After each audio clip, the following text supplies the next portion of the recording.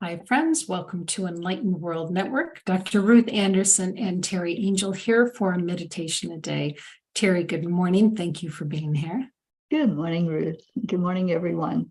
So, friends, today we are doing a silent meditation, which means that Teri and I are going to go behind scenes and meditate together. And we absolutely invite you to join us in meditation.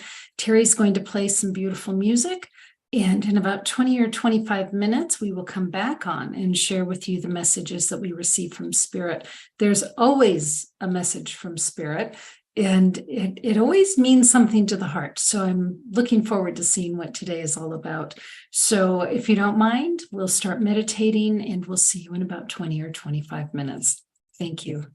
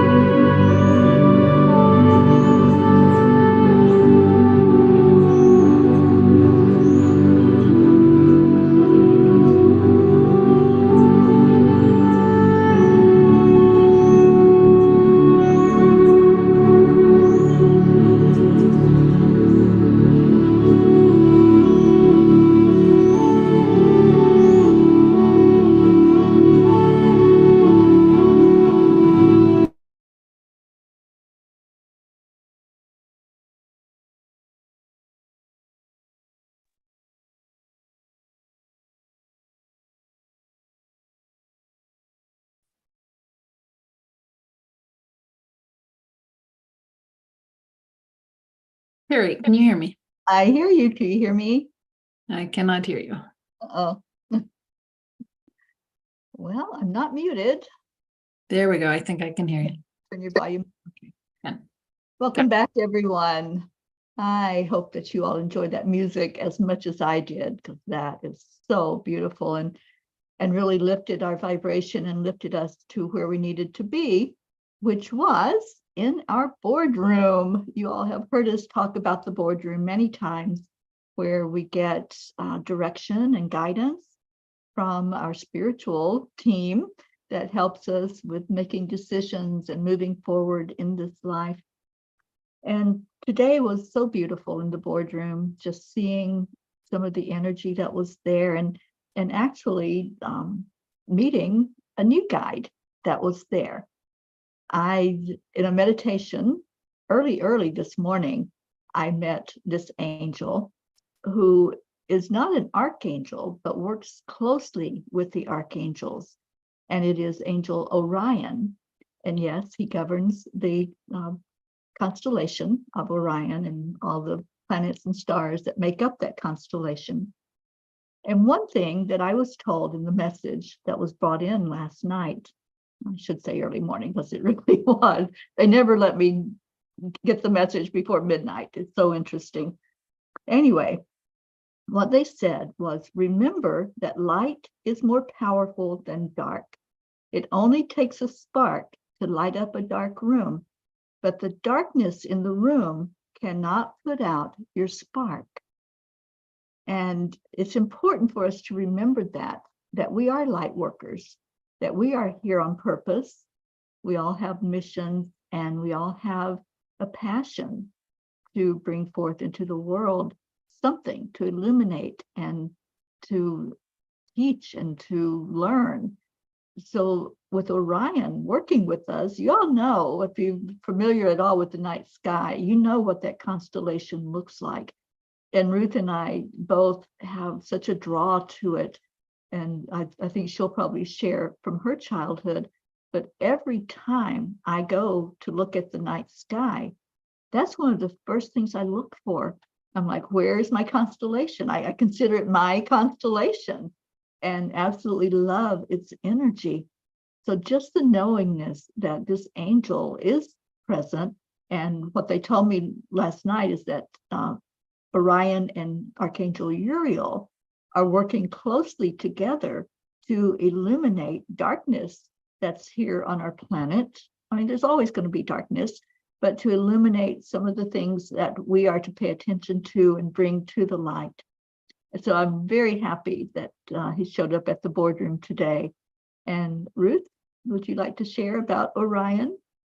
You know, it was really interesting during this meditation because Teri mentioned Archangel Orion, and immediately I was taken back to my childhood, that at night when I would walk down the street, I would be fearful. And truly, friends, where I grew up at that time, there was nothing to be fearful of, but I was always on alert, and I would always look to Orion in the sky. And I knew once I found Orion, I was fine. And so I have had this pull to Orion. Goosebumps just even talking about it, Teri. I have had this pull to the Orion constellation my entire life. And so when Teri mentioned Archangel Orion, I got teary because it literally just took me to that safe space. So it's just intriguing. And I know that we will learn more about this as we go. But I think it showed me that if we look back on our lifetimes, there's the messages, there's the pull. What are you being pulled to? What brings you comfort? You know, that we've been guided and we've been protected. Doesn't mean bad things won't happen to you. So don't mean that. That's not what I'm saying. But that comfort comes from a particular place. And I think it's because we come in with a path, we come in with our guides. And when we look back, we can see, oh yeah, that's where they were. Oh yes, I see that now. So that was an interesting part of the meditation too, I thought. one of the things that we saw in this meditation was that the light workers here in the 3D that we have known and loved are also light workers after they transition. And we've seen dear, dear friends of ours that stood in the light here, and they're still, I'm going to call it working. They're still working in the ethereal realm. They've got their own purpose. They've got their own activities, but it's fascinating. So those of you that are feeling like you're a light worker here, you are part of a community. You're part of a light working community. And I'm not sure your role in that community is going to be done once you die. I agree. I mean, we have heard from so many that have passed over that were really prominent in bringing light into our planet here, and the innovators and the ones that really guided us. I'm thinking particularly of Dolores Cannon, who still today is channeling messages to us. You know, there's been many that have passed on, but they didn't stop, and I don't think we're ever going to stop. I think we're all a work in progress, even after we leave these human bodies behind. Yeah. Was there anything else that? I think we were shown, and we're not sure where it's going yet because we haven't had time to really delve into it, but Ruth heard the Order of the Amethyst, and Saint Germain is part of that, and Saint Germain is going to be guiding whatever this is, wherever it goes. But it's real, and when you said those words, Ruth, I said, oh my God, my energy just skyrocketed because it was so resonating with me. So we're going to see where that goes and where that takes us. So you may be hearing more about that and about the amethyst energy. Well, and friends, if you in particular are drawn to the amethyst energy, you might be part of this. Mm-hmm. Yeah, we'll see. We truly don't know where these things are going, but if that calls to you, then stick around. We'll figure it out. Beautiful. Well, thank you, Teri, for this. Anything else about anything else about the blog that you wrote last night? Check it out because it's on angelspeakers.com. Go to the blog, and it's talking about how it's time for transparency, that there's no longer things that can be hidden in the darkness. And as light workers, it's our role to shine that light on everything now on the planet so that it can be brought forth and we can make a difference and an impact in the world with changing it to more positive energy, more peace, and more harmony. Thank you. Yes, thank you. So friends here at Enlightened World Network, thank you for being here. Take good care. God bless. We'll see you soon. Bye everyone.